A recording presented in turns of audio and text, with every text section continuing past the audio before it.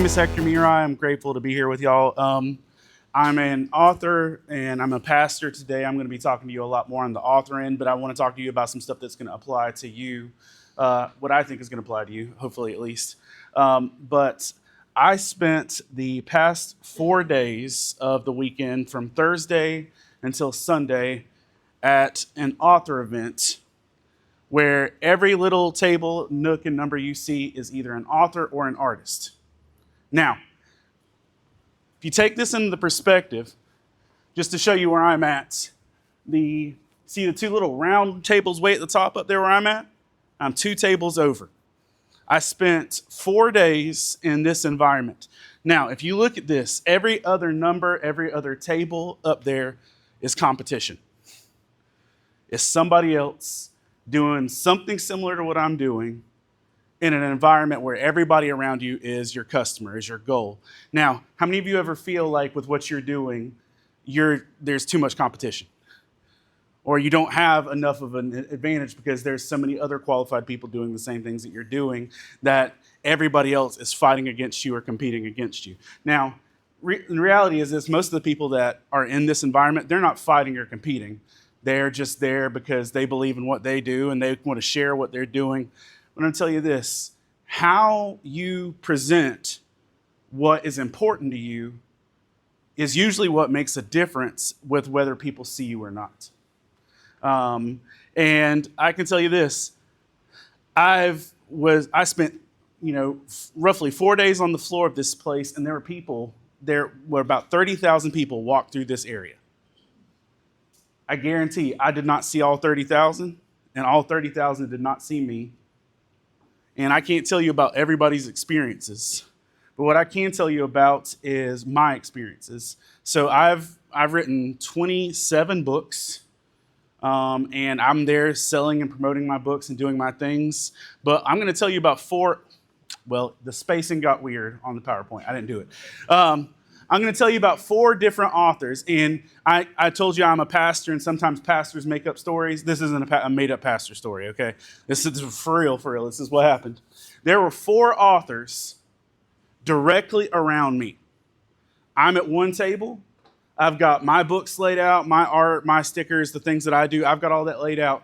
There was one directly in front of me, one directly beside them, and one directly beside them. And all 4 of those authors, me included as one of them, marketed themselves differently. And you could tell, honestly, from what I could see, who cared more about what was actually being done with their product because of how they presented themselves. Now, keep in mind, you've got thousands of people walking up and down the aisles for 4 days. And the one that struck me the most as the most unfortunate was the silent author.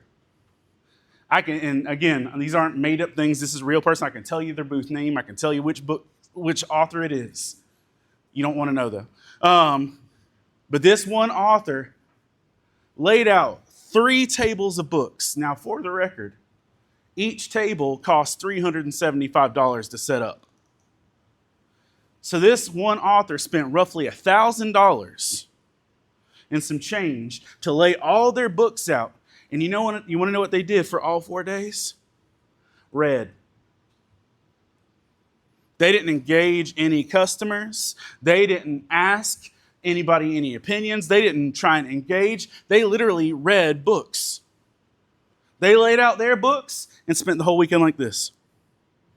Now, if somebody came up and said, tell me about this, they would respond and everything, but they made no effort to actually connect with people other than the fact that if somebody had a question on their own. Let me ask you this, if that's how you do business, how well is your practice going to go?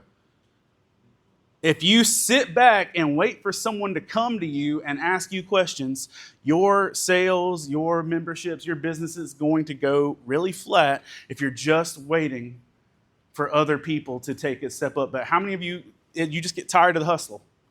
You get tired of trying to always make contacts and drive and push forward, of making calls. You get tired of that. And sometimes it's really easy to become the silent author. It's really easy to just become the person who sits back and waits. And I get it. I understand why that would be something you would want to do or why that would become nature, but it's not what you want. And again, Words are all over the place. It's all good. Then there was a gentleman with a sign. And it's cute, it's clever, but this dude literally had one booth, and his one booth was covered with books. And he stood there with a sign, like Wile E. Coyote. He had a sign on a stick and says, "Can I tell you about my books?" He didn't yell out to anybody. He didn't wave anybody down. He just stood there like this. 4 days. Sign says, "Can I tell you about my books?" Now, again, all three of these people are directly in front of me, so I can watch. And I can tell you this wholeheartedly. More people engaged the guy with the sign than the guy who was silent. Simply put, maybe the covers weren't as attractive or whatever else, but the simple fact the man held up a sign to say, "Can I talk to you about these things?" invited people to have permission. Now, other than that, though, how many times do we see people holding up signs that we just walk right past? More often than not, many of us see people in need or in want every day holding up signs asking for some kind of recognition, and we just walk right past them. Holding up signs is better than being silent, but it doesn't mean you're going to actually have the interactions you want. Now, listen, I'm all for advertising. Right now, I mentioned I'm a pastor and author. I also work here at RCC as the marketing department. I've been one of the main folks for the marketing department here at RCC for the past 2 years. So signs are kind of my job too. You're about to see 9 new billboards across Robeson County for RCC. You're about to see new video stuff and things like that. You're about to see more marketing coming from the college that is effective. But here's what we need to understand. Just because you got a billboard on a Highway 211 does not mean you're doing your best. Just because somebody sees your face on a billboard, just because somebody sees your name on a sign doesn't do the same thing as if you're actually making efforts and making connections. Signs are better than being silent, but that still doesn't mean you're actually making the best connections you can with people. Because how many of you know right now there are people that you could contact that you've just not wanted to? That you've just not wanted to make the effort. How many of you have people you want to contact, you just don't like contacting them? Like, I grew up in the 80s. I'm a pre-cell phone, pre-internet, cordless phone. I'm talking, I had the stretchy cord that you would take from the kitchen all the way into the living room and rotary phone that stuff. I used to be a phone call person. I don't know what in the world happened, but now I hate phone calls. I find phone calls weird now, but I used to live for them. I used to get frustrated at busy signals.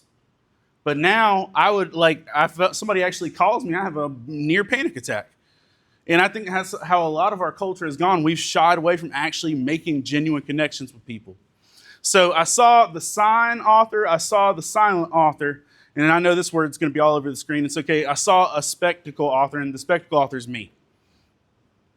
Because I depended more on having a vibrant display rather than just a sign, because I wanted people's attention. Now, there's a caveat to that. I would love to just call out to people and invite them to be involved and stuff, but because the nature of my books, I'm going to back up for a second. Out of the books that I have written, 24 of 27 are religious in nature, or they're Bible studies, or they're devotionals, or things like that. So if I'm sitting there yelling out to people, "Hey, come check this out," it's like I'm proselytizing at an event like that, and that's generally frowned upon. So I rely less on calling people and saying, "Hey, I'm going to show you all sorts of cool things that are in my books, and maybe you'll want to be on." There's hands-on stuff. There was giveaways. There was dice you could roll and all these things. And people would come see the spectacle. But once they saw the content, then that was when they decided, do I want this or not? And I'm going to tell you this, spectacle is great. If you can put on community events, if you can do things that actually connect you with your community and actually make sure people remember your name, that's great. But if you put on a spectacle and they don't know why you're doing it, what your heart is behind it, they're less likely to engage. Now, one of the things that I did, one of the books that I just wrote, and this isn't a sales pitch because I'm not here for that. This is my newest book. And it is kind of a Dungeons and Dragons adventure. It is a fantasy story. It is just a fun action book. So I had a thing on my table. I had 100 dice and a tower you could roll those dice down. You think any kid that walked by that table didn't want to drop a handful of dice down the tower and hear it go, clunk, clunk, clunk, clunk? They loved it. But then that didn't mean anybody wanted anything else. One of the problems can be that we can do the spectacle and not actually tell people what our heart is. And if we're in a business of we can catch people's attention but can't connect their hearts, then we kind of waste our time too. You don't want to be silent. You don't want to rely solely on a sign, and you don't want to also just rely solely on spectacle. But I'm going to tell you this. The one guy who I just saw kill it all weekend, he was the speaker. And I'm going to tell you this dude annoyed the living daylights out of me. I told you, thousands of people walked by. This man threw his sales pitch at every single one. And I got so tired of hearing it. I'm going to tell you this man has written 12 books. I can tell you the storyline of all 12 of them. You know why I can tell you? Because he wouldn't stop. I can tell you his whole plot line because he cared enough. He said, it didn't matter if you walk by, hey, what kind of books do you like? And it did not matter what you said. He had a pitch for it. Oh, you like romance? There's some really great romance in this one. And he'd have you something. Oh, you like action? Oh, I got you right here. And he would do these things and he would not let people go. He would engage with them and connect with them. And y'all, it was so annoying for everybody else around us. But he was doing his work.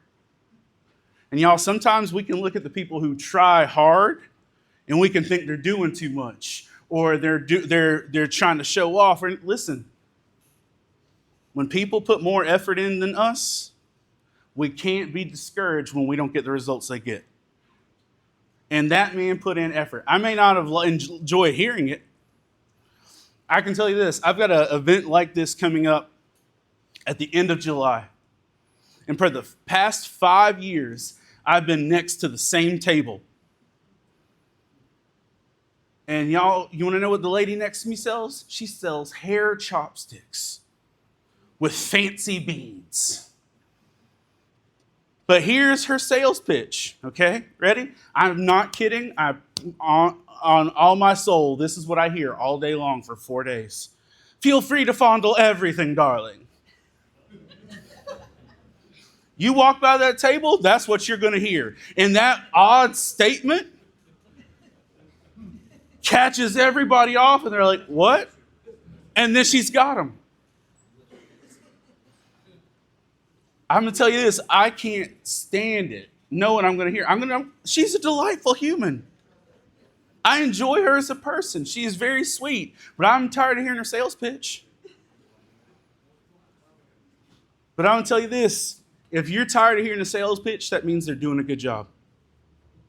If you're tired of hearing a pitch, but I'm telling you this, there are people that you assume in your life know what you do, know why you do it, but they don't. Who are the people you haven't connected with? Who are the people that you need to actually pitch yourself to in your connections? Come and tell you this, there are people who don't know. There are people who assume. There are people that you can connect with in different ways. But if you don't take the time to connect it, how can you expect people to actually understand it? Because I'm going to tell you this, signs don't work alone. They say you've got to see something at least 7 times before you remember it or gain interest. And you may not ever connect with somebody that many times. Are you willing to actually put yourself out more than just what you're comfortable with? And I told you I'm a pastor, so I'm going to throw some Bible verses in this too.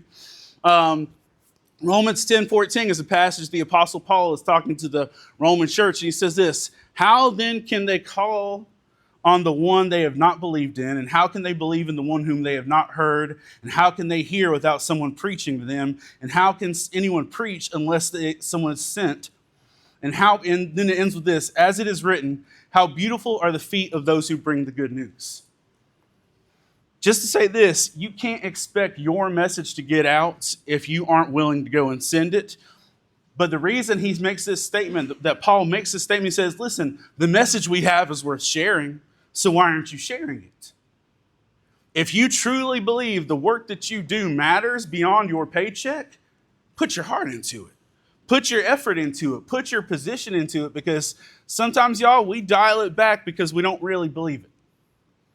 We're not fully sold, so we don't fully sell. And if you truly believe that what you have is worth sharing, do this. And I love this phrase that he writes here at the end of verse 15. As it is written, how beautiful are the feet of those who bring the good news. Y'all, when you actually bring things to people's life that changes their life, they're going to appreciate it, even if they don't like it in the process of it. Y'all, I hate paperwork. But if you bring me paperwork that makes my life better, I'm going to appreciate it in the end. I know that Hugh mentioned it the first time I spoke with y'all, but my family suffered from bad insurance advice and bad insurance counseling. My mother passed away, before that, my father had been in a coma for 14 years. My mom had life insurance on him and life insurance on her. Her finances got rough. She didn't want to share with me that her finances were in trouble. So she said, you know what? He's been in a coma for 14 years. I'm definitely going to outlive him. I'll cancel my life insurance. That way we can cash in his and then, whatever. My mom died 3 weeks after canceling her life insurance. Her agent didn't talk her out of it. Her agent didn't tell her to hold up or anything of that nature. If she had just not paid for 3 weeks, we would have been fine. I ended up paying for my mom's full funeral expenses out of pocket and covering all the stuff with her house and everything else because somebody didn't bother to share with her that that was a bad life choice. She told me, because my mom was a factory worker, she wasn't wealthy. She told me her whole life, at least when I die, you'll have some money. Because that's when you're poor, sometimes insurance is the only thing you've got to look forward to. And she told me that my whole life. And then in a choice that she thought was wise, undercut everything that she had worked for. I believe that people need to hear the gospel for the reasons that I believe the gospel is the gospel. But I'm going to tell you this. If you believe people need to hear what you have to sell it like you mean it. If you invite me to tell you about Jesus, I'm going to tell you about Jesus because I believe that makes a difference. I believe that's what life is, but I'm telling you that if you truly believe your books are worth it, your insurance is worth it, your product is worth it, then you need to sell it like you mean it. I fully believe that one silent author did not care or believe in his books. He was there and hoped that just by sheer presence, somebody's going to pick something up. Now, I know other people tried. I know other people do stuff in different ways, but I'm telling you this. If you don't put the effort into actually putting your heart in your product, why should anybody else? So to ask you this, how are you sharing your story? For your business, for your customers, how are you sharing your story? How do the people around you know what part of your business actually matters to you? Do they know that it matters to you more than your paycheck? Do you believe that you're actually making a difference in this world with what you do? Because if you believe that, you should be sharing it in ways that makes people more conscious of your efforts. Do you believe you're actually doing good? Do you believe that you're helping? Do you believe that you're providing a service that's worthwhile? And if you do, let that become transparent as you share what you do. But how are you sharing your story? Because listen, don't just share your merchandise, share your story. Let how you benefited people become your story. Let the testimonies of the good stuff you've done become how you sell, not just your prices and your margins. Last, just going to ask you this. Do you believe it in enough? Do you believe in it enough to go beyond what's easy and comfortable? Do you believe in what you do enough to go beyond what's easy, what's comfortable, what's natural? Because if you can say, well, that's not my comfort zone, success isn't in your comfort zone. That success isn't there. If you're comfortable with where you're at, then that means success is outside of where you are.